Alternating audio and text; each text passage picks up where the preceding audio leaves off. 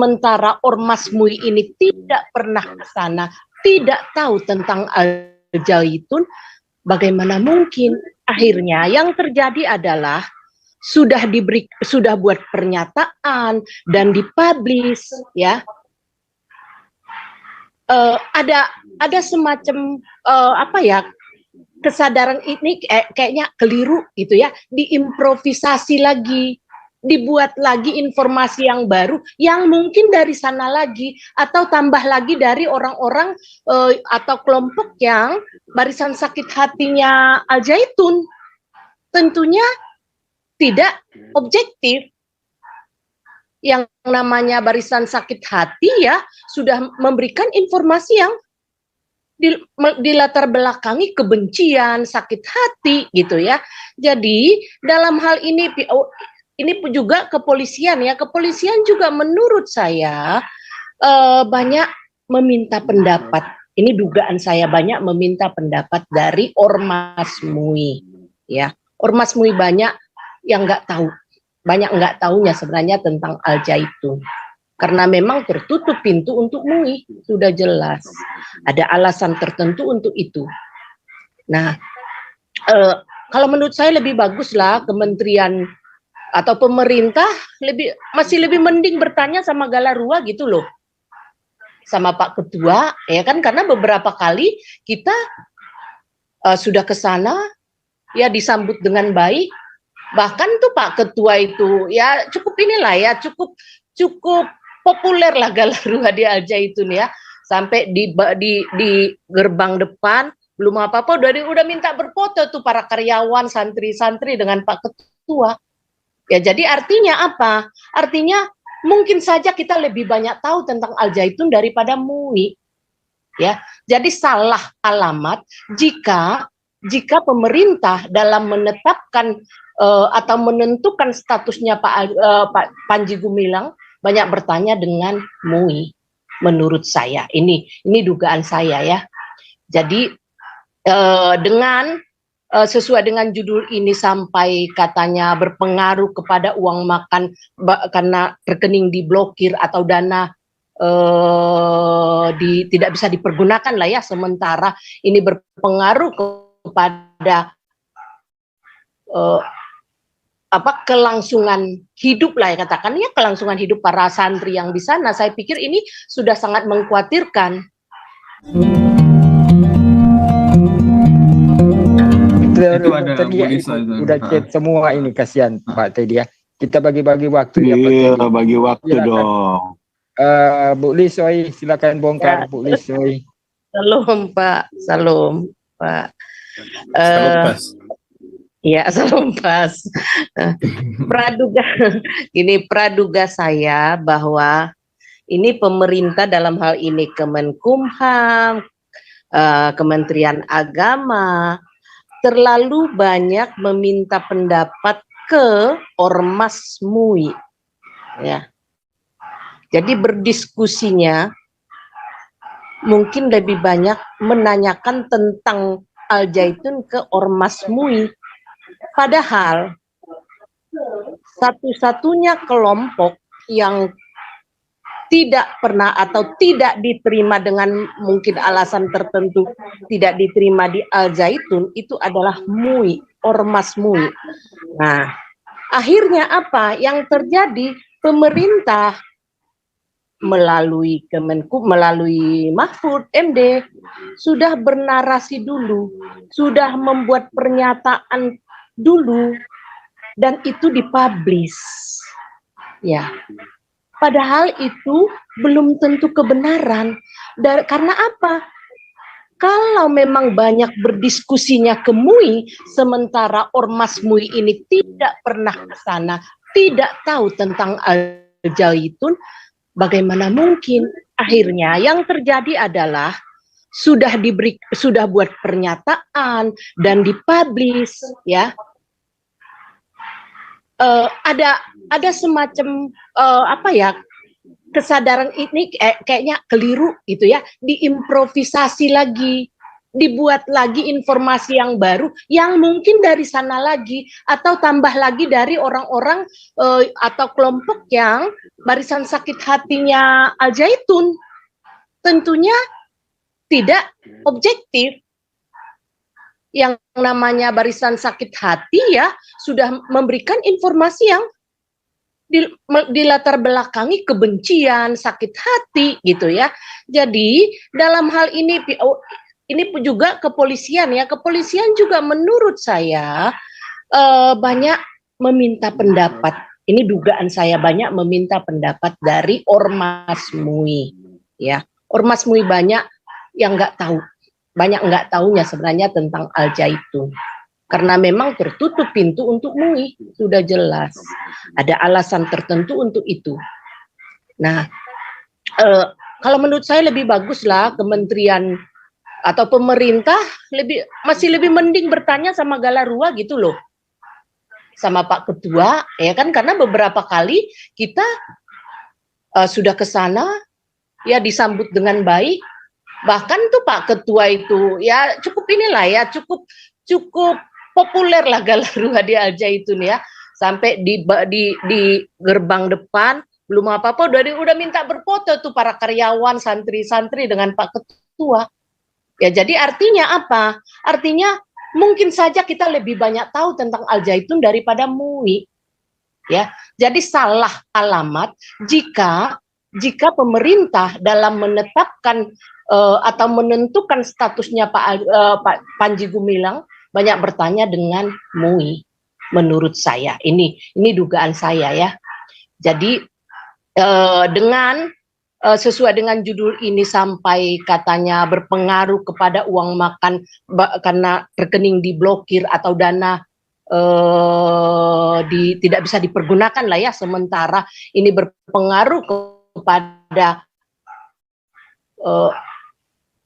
kelangsungan hidup lah ya, katakan ya, kelangsungan hidup para santri yang di sana. Saya pikir ini sudah sangat mengkhawatirkan.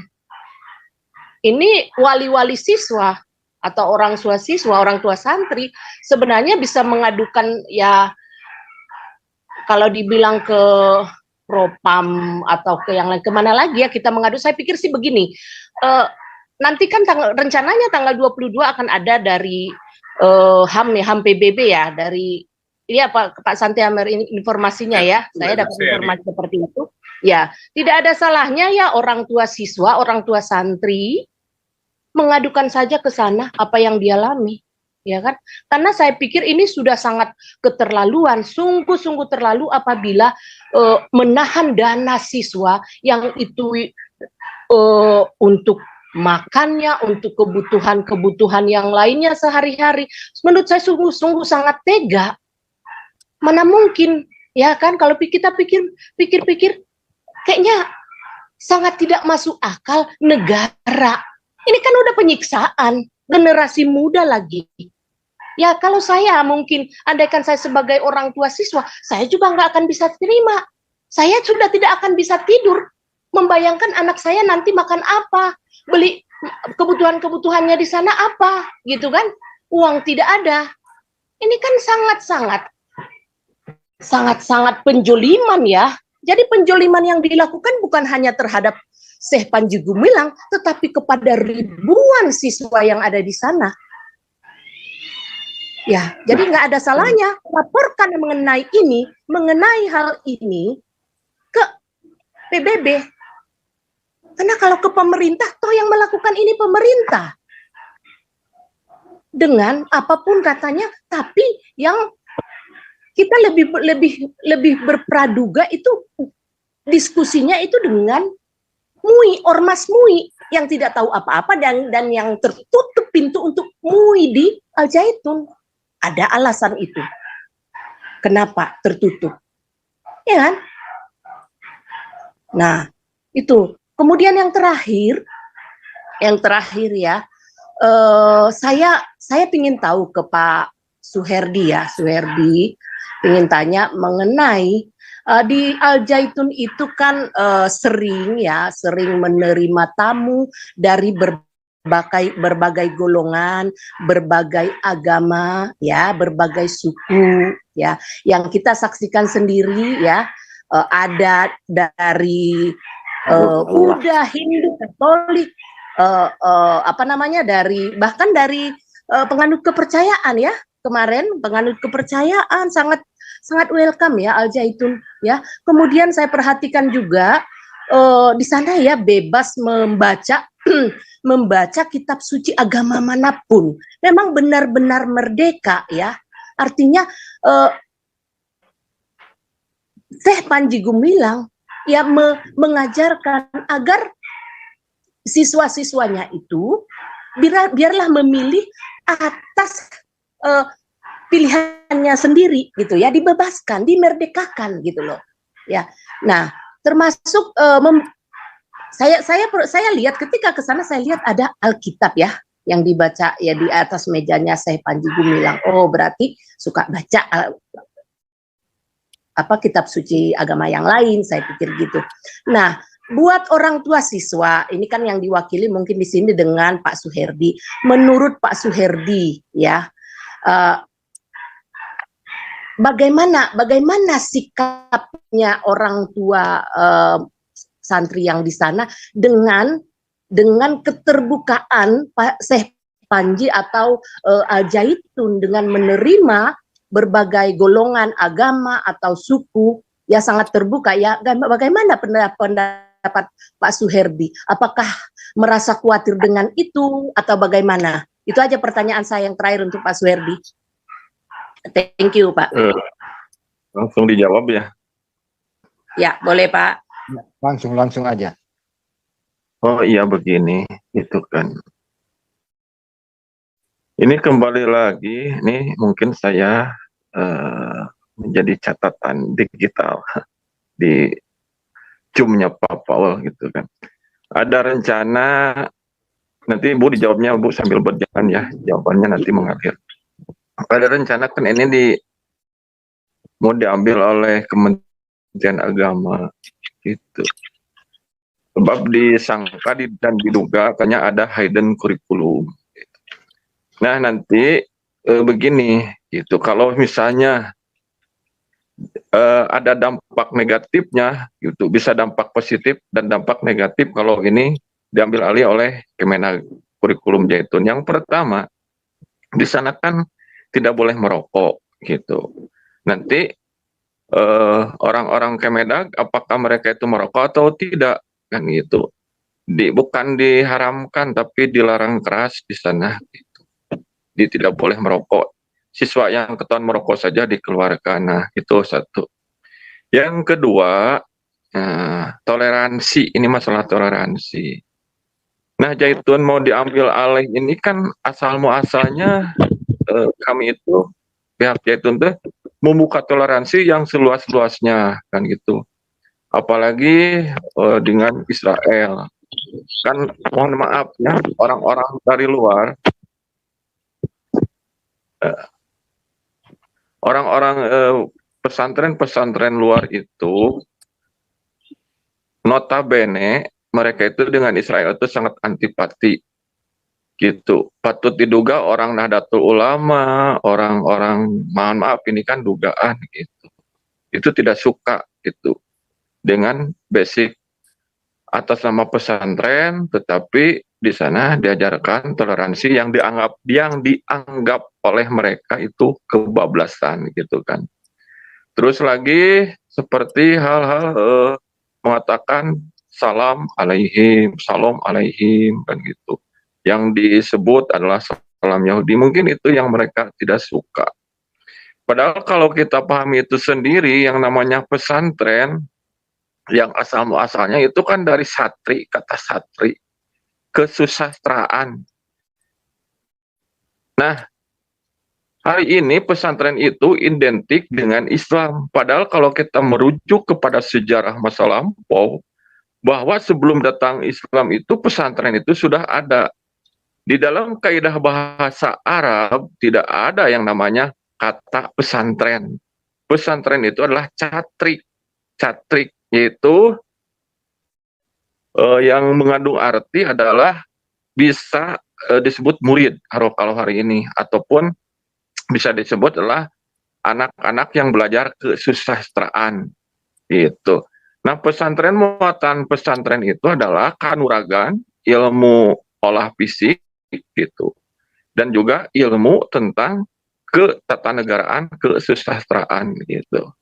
Nah, datang para wali songo, lalu kurikulumnya itu lambat laun yang asalnya kanuragan dan kesusastraan yang berbasis bahasa Sanskrit ataupun bahasa kuno di Nusantara dirubah menjadi bahasa Pegon atau bahasa Jawi yang hurufnya huruf hijaiyah gitu kan, bahasa Melayu ataupun bahasa Jawa dengan huruf hijaiyah.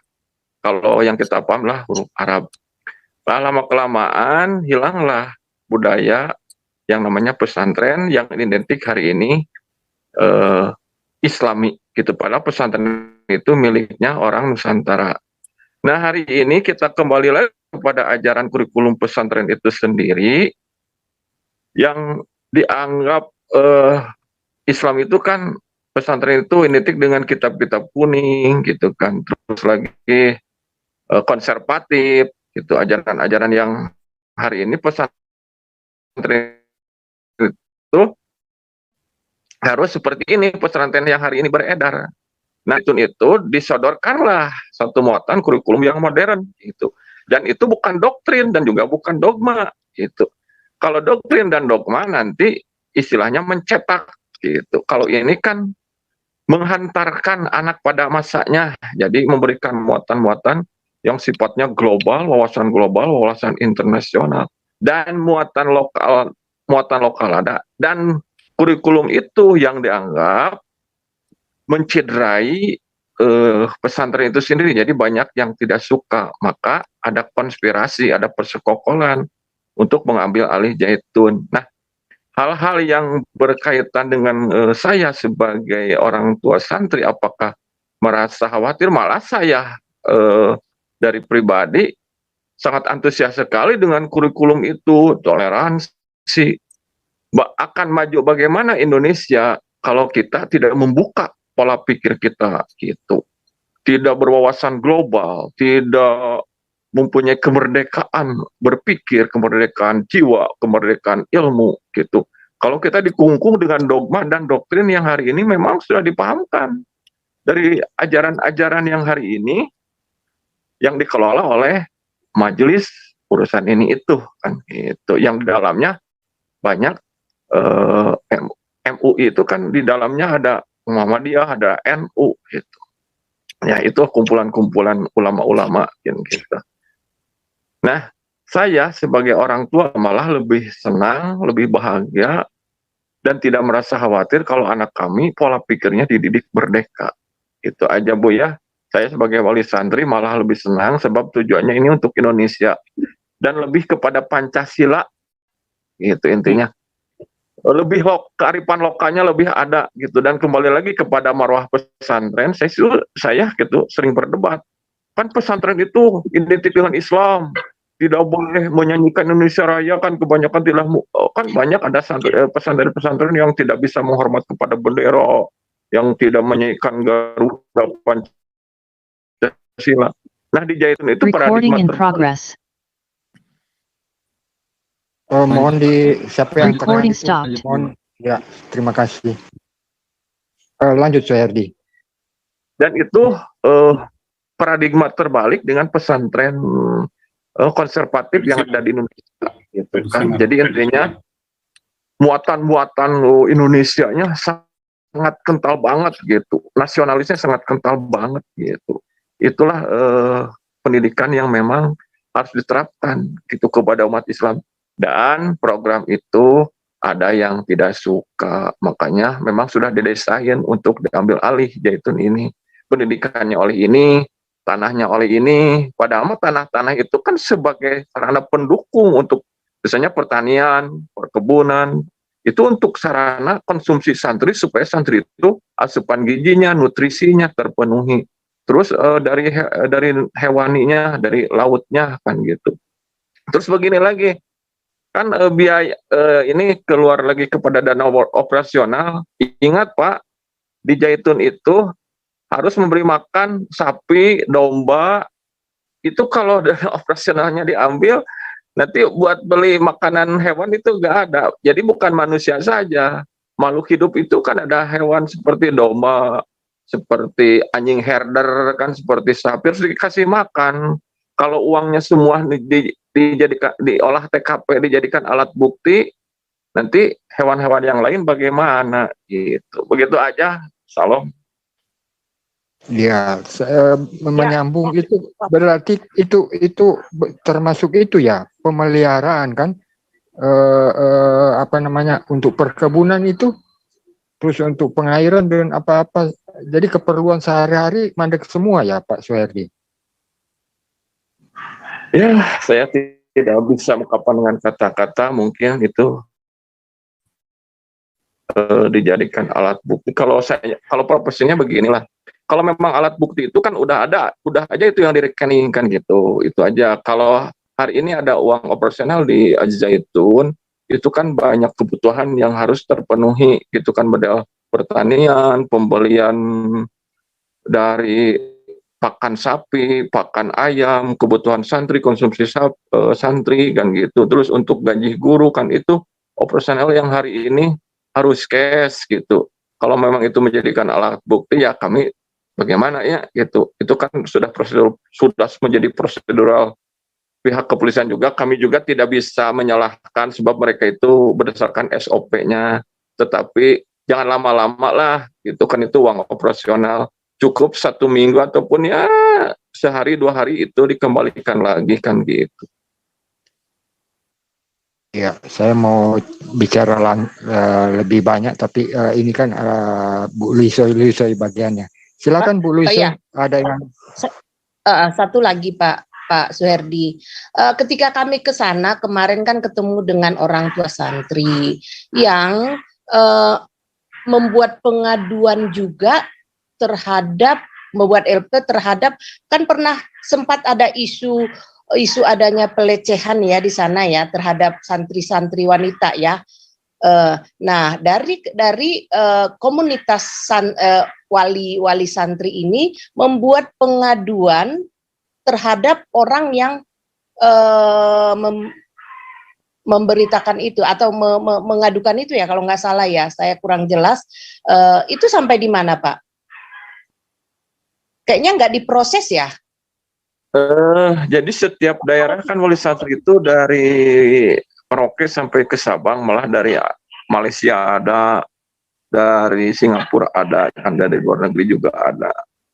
Jadi setiap daerah itu mengajukan ke Polda masing-masing, sebab kami ke Barreskrim tidak diterima, jadi kami melaporkan ke Polda masing-masing. Ada yang dari Banten, terus lagi dari Polda Jabar, saya kan dari Jawa Barat melaporkan. Jadi banyak dari Jawa Timur kan gitu, Jawa Tengah, itu semua melaporkan ke Polda masing-masing. Tetapi mungkin tidak diproses Pak. Tidak diproses, ya, belum diproses. Belum Bu, belum, hari ini belum diproses Bu, belum. Oh, begitu ya. Ya, masuk petias itu. Ya aneh juga sih. Ya oke, cukup Pak, cukup. Baik, terima kasih Bu Lisoy. Tetap stay ya Bang Suhardi. Ya, ini baru bangun juga, ini SK baru bangun. Ngopi dulu ya SK. Ya, lanjut, siapa ini, Pak Santiamer kayaknya ini. Silakan. Baik. Kau bilang kau menang debat, lawan domba yang sesat. Kau bilang banyak yang tobat.